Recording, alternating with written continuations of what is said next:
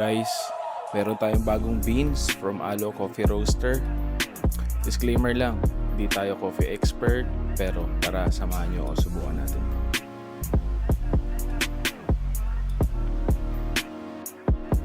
So yun nga guys, ang beans natin for today is Hammerhead Blend by Alo Coffee Roaster. And ang roast level niya is medium, and yung flavor profile niya is toasty peanut brittle. Bango guys. Measure lang natin yung ating beans na gagamitin. Siyempre, grind natin yung beans natin. Siyempre, 18 grams. Pack prep na natin. And extract na natin to after.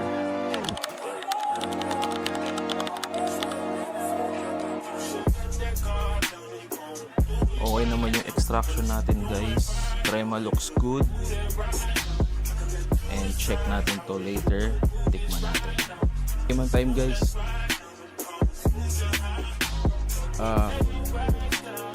Overall masarap siya. Hindi siya sobrang tapang. Hindi siya maasim. Then hindi rin siya, andun din yung sweetness niya guys.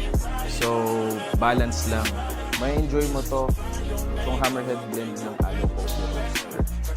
Itatry ko rin siya ng pour over. Wala pa lang ako mga gamit, kinukumpleto ko pa. So siguro sa next content ko, itatry ko naman siya pour over.